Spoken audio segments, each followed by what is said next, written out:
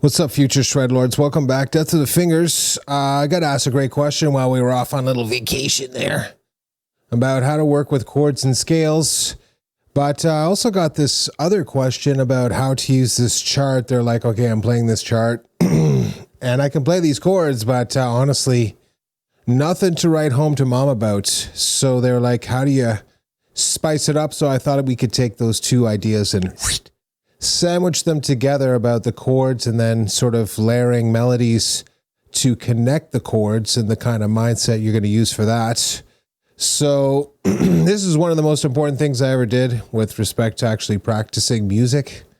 So this is an incredibly important lesson, but I'm sure most people will be like, nah, just show me the shred, but that's just it. The shred is meaningless if you can't understand this stuff, because later on you just hit a giant wall. And then it's not fun anymore because you run out of ideas and it sucks. So don't be that guy. So we'll look at the two ideas. We'll talk about the chord progressions. We'll break it all down. Good times. Grab the axe. Let's get into this.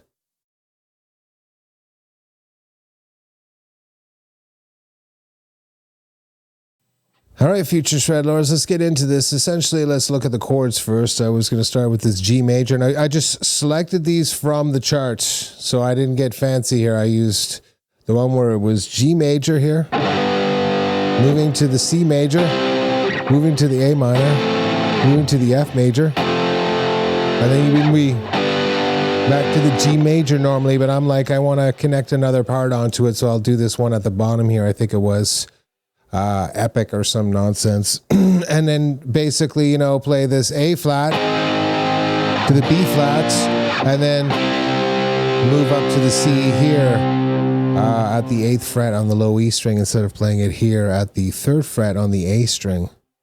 Right, so if I put those two things together, once I'm at the F sharp here, the tail end of the first one, I'm jumping up this minor third, right, then up another whole step, and then up another whole step again. So it's a great way to sort of like just add a little point of interest, and it's more important to sort of like see how to take two different chord progressions and sort of smash them together. So you get a sort of more interesting overall sort of tapestry to work with rather than just this really rudimentary sort of series of chords. That's just like the inspiration for a small part or something like that. And you're going to take multiple parts and kind of jam them together or stagger them in different ways, right? So keep that in mind. It's not just about sitting there grinding out the chords. It's maybe taking two of these or three of these sequences and putting them together and then trying to meld them together in different ways. So you create, like, again, a tapestry of music so that people are like, yeah, damn, that's cool. Okay. So that's the first step, is just basically coming up with the chords, right? I'm playing this G major as an E type to the C major, A type here into the A minor as an E type again, F major as another E type. And then I'm jumping up here, A flat major, E type again, more E types, B flat major, and then to the root, C. Right? The scale degrees, right? That's 1, that's 5, that's 4, that's 6. That makes that flat 6. That makes that flat 7. Flat 6, flat 7. That comes from the Aeolian mode, and of course moving up again into the major, right? So lots of interesting information there. I'll let you sort of take it as far as you want to, but try to really understand how to do that basic conversion where you break down the fretboard, because you'll be like, that is a very handy little tool. You know what I mean? I'm just saying later on that basic little principle will come in handy on a whole bunch of range of other things, like using scales and arpeggios and different systems and whatnot. And you'll be like, okay, I see the importance of being able to just quickly identify, okay, that's the flat 6. So start now just by being like choking through it, but then working up to being like, okay, I know where I am. I know where I am. I know who I am. Okay. So that's the step 1 there. Now, of course, the thing is to essentially start to spice up the chords, because clearly, you know, rocking these big fat bar chords, right? Even if you're doing them in the open position, and you're sort of like,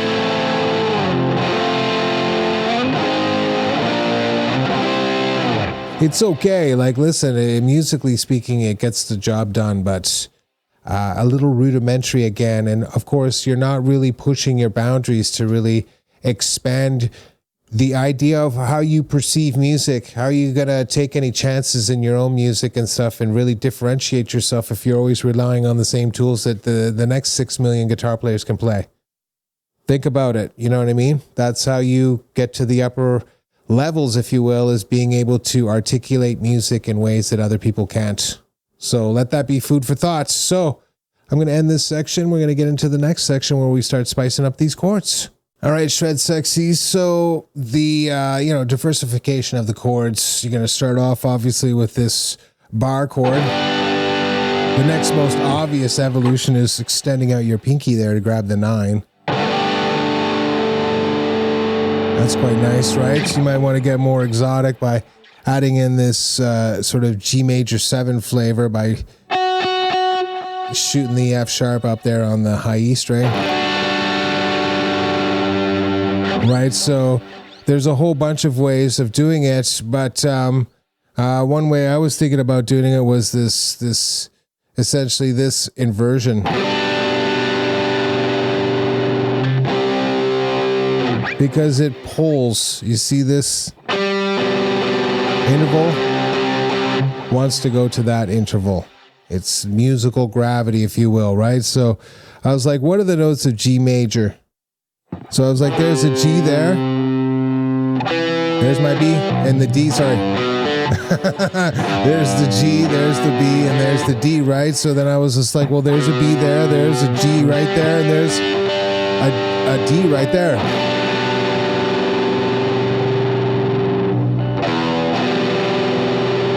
Get that low E in there, why not? And then you can go to the C, right? Now you see how much more lush that's going to sound? And the resolution is more satisfying. Now you could do this simpler one, or maybe get into the 9 there. You can do more inversions, although listen, this is sort of illustrating a really important element about music is moving from a less stable chord. Whoops, wrong one. Right chord, wrong place. Into a more very stable sort of kind of chord, right? And then of course I'm going to move to the F. Now in this case, or the A minor. Now I could play here. It's been done a few times. So, why not get the A minor 9 as a drop chord? You get this suspended flavor. That's 5-5-3 starting on the D, G, and B, right? And you could tack on the E there, right? Of course. That's a great one. Or if you want to, you can just use the 5-3-3 starting on the G string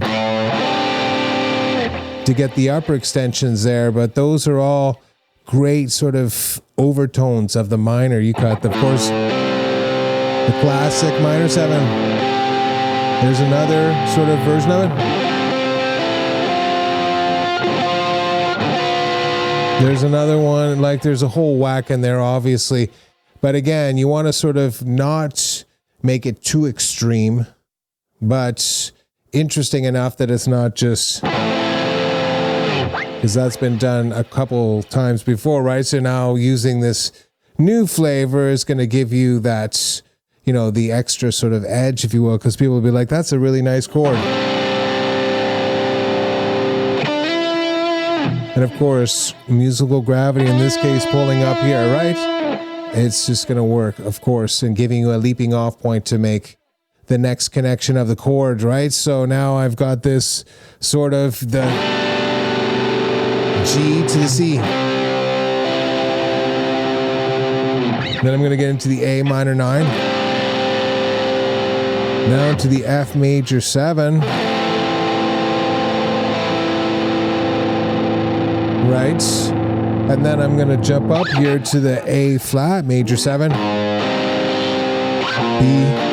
same shape, same drop chord configuration for the major 7, and then back, of course, back into it one more time, or you can then, of course, jump into the 9 there, right? So that's a great way to start to add flavor, if you will, with respect to these chords. Now, listen, you don't have to break the bank kind of situation. I didn't make some super psycho weird inversion. Most of these are pretty straightforward and standard ones you should know. Like drop chords on the E and the A string, and being able to build dominant 7 chord inversions on the top 4 strings is kind of a must. You don't have to know every single inversions, but like the root, you know, like there's a major 7 there, you got the minor 7, you got dominant 7,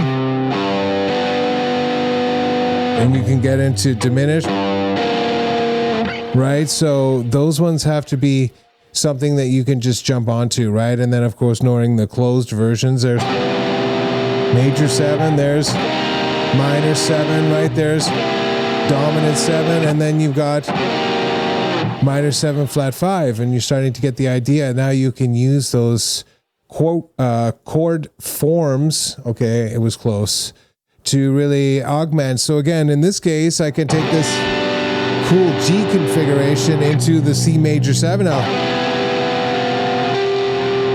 Little voice leading there into, of course, the A minor 9. F sharp. Or F, I should say, sorry. Then you can move into maybe. That's where I wanted. And then finally, right? So, I mean, and again, don't be afraid to experiment. It's not the end of the world if you make a mistake. And it's better to be like, nah, that didn't work. But then you'll get better and better at homing in the first time at making the right choice to be like, what is that extension note? And then the next level of awareness above that is actually calling out what that note is. Is it a flat 9? Is it sharp 9, sharp 13, flat 13, sharp 11, flat 11? What is it? Right? So you'll get better at it, but it starts with just basically starting off with the simple stuff. So that's basically expanding the idea of the chords. You're going to move out from this G major triad as an E type, right, to maybe like the G major 7, or maybe this one up here, and then into the C here, right?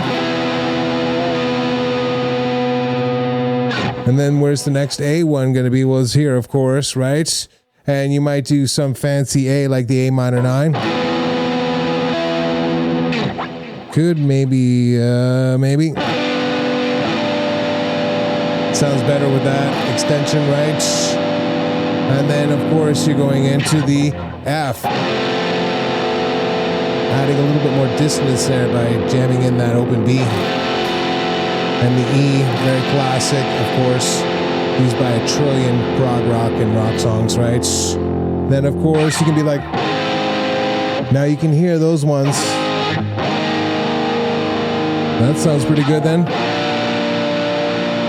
Now that works better because you can go, you can take the weirdness of the tension of that other one and resolve it to a certain degree by moving it up. That's a Mahavishnu orchestra and all that kind of music over there.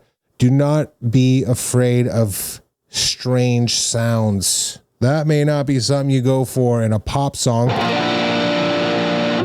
but layered with some bass and some accents of a keyboard, that can just be the chord that people are like, damn. And they probably, there are whole videos on the internet right now where people talk about these crazy chords that people play because they don't understand, because it has that weird overtone. They're like, it's not perfect. And that's my point. There's a time to be perfect, and then there's a time to be like, hey, what do you think of me now? Right? So you got to decide when and where. Let's go into phase 3 here. We're going to start filling in now some basic lead ideas and how to think about that now so that we can connect some of these chords a little bit more eloquently. Nice. Let's do it. All right, future Shred Lords here. For part 3, essentially, we're getting into the workout stuff. So now that we've figured out the chord progression, and realistically, I want to add this, you can then start putting them out of order. Of course, you can just do F sharp here to like A minor, to the G major, to the C major, right? Like it does not matter. You'll start to understand that all these chords fall into like a big soup pot. You could just stir it around and do whatever you want. It'll always work out. And then you have like these two extra spicy ones here, right at this, the A flat position and the B flat position, to basically create a little sort of like point of interest, so you don't always get locked into a situation where it's too repetitive. Okay, so after you get like the chords down, you're moving them around, you've sort of like getting used to now basically making more complex sort of harmonic sounds, right? Maybe you're gonna just open up this G major here with leaving the highest strings open. You're like, it's a weird sound. That's the next note right there. Then you might be like, okay, now I want to move to the C, right? Right, because that now moves to the open there. It creates that voice leading, right? Then into the A.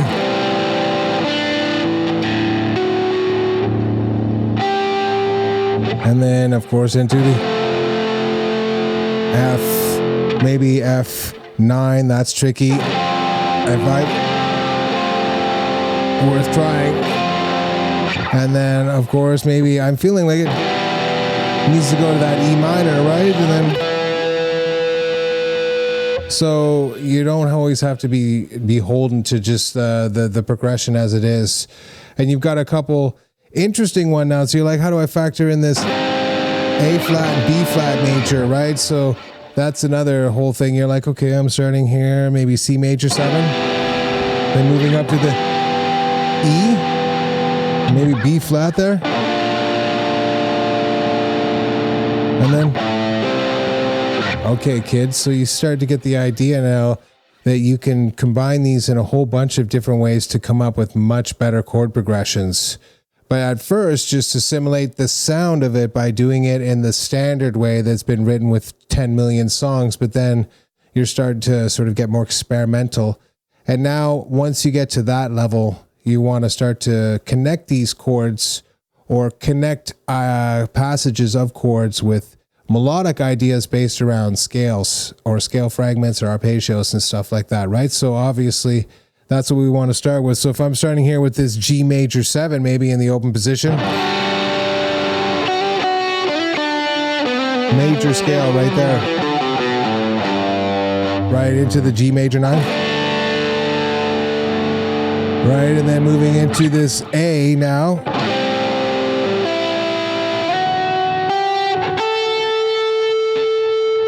then F sharp or F major. See how those two melody fragments work together, but the two chords create, again, the space necessary so it doesn't sound like I'm just going, which is very boring, right? When I do it the first time, I've got this.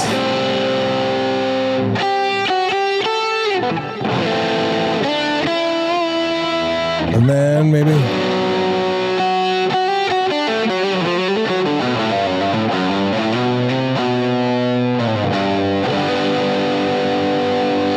jump up to the C here. Where can I go from here? There's G major 7, F major 7, and then maybe the A flat major 7, B flat major 7, and then the C major 9 here. Okay, now I did a lot more of the chord stuff there. I should have added more scales, but the moving around of the chords and stuff like that is incredibly important, and honestly, way more challenging and a lot more work, if you will, in terms of time in the trenches. But after you get those chords down, obviously, you're sort of sitting there thinking, you're like, this, what can I do here, right? Oh, look, it's the A minor pentatonic or G mixolydian, right? Or what's this one? Aeolian, right? Locrian there. Ionian into Dorian here. Back into Ionian into Locrian. back into Aeolian. So you're starting to get the idea there. Now I can play all over the neck, but of course when you're doing it, you're just like, you're starting in this one here, you're like, okay, that makes this Mixolydian.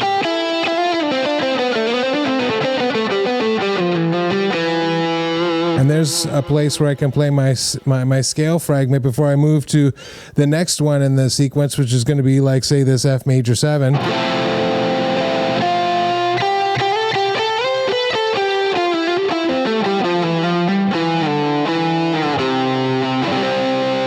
Again, targeting that one note there so I can connect the two ideas together, right? And then I might want to change it up.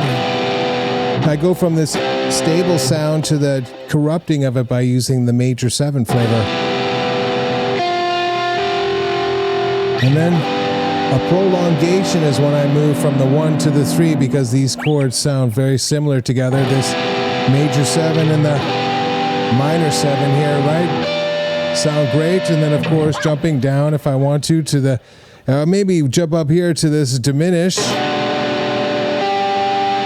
and then stuff like that. So I mean, you're starting to now factor in some of the diatonic chords as well. But remember, as far as the scale fragments are, just take it as far as you can. If you're starting here with this one, there's the major scale, right? Or maybe the major pentatonic. Right? And then you're going to be into the C. That one's this.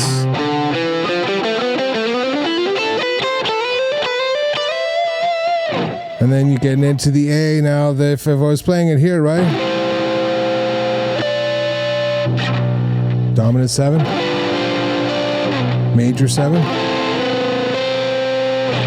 Which one's this going to be? Half step down. 3rd degree, right? 2nd degree.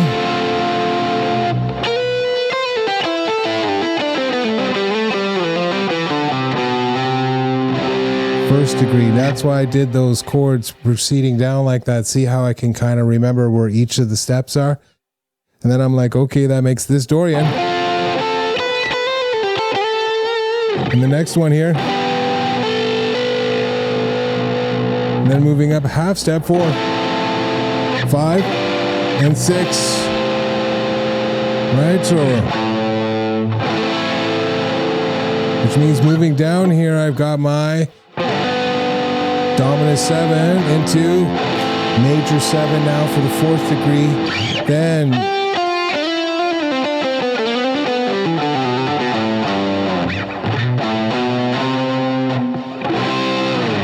right, moving into the chords and stuff, but don't put the cart before the horse by being like, I have to be this super shred master of the scales. Instead, learn to move around with the chords. And then, of course, once you get good with just the chord progressions, like in this case, moving from the C here to the G, A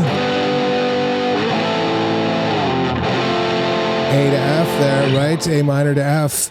Once you get good at that, of course, start factoring in some of the other notes, right? You're like, here's the F. Maybe F minor before you go back to the C. And then maybe you're like, diminish. Not very good there, right? So you'll have to be like, try another one. Don't give up. Just be like, okay, I started in the Z. And then maybe up a half, that whole step there to the 2nd degree. And then, of course, into, there's the 2, there's the 5, and there's the 1. Another famous chord progression instead of the 4-5-1. Right, so again, another way of looking at it. I hope that kind of wraps it up. I won't keep droning on, but you get the idea. Start with the chords, build them out, then start mixing and matching, then understand where they are in the diatonic scale. Then at the very end, play the chord and play your melodic idea.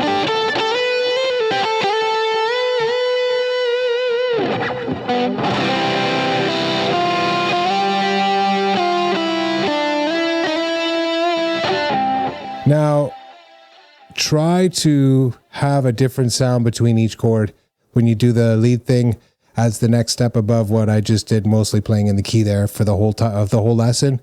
No, Sarah, I've been trying that now. Try to play a scale that's slightly different than the one you just did, because that's going to, again, make your ear training that much better. Okay, now I'm done talking. I hope that helps. Thanks for hanging out. Sunday, fun day. We'll see you guys for some shred-tastic nonsense on Tuesday. See you in the next one.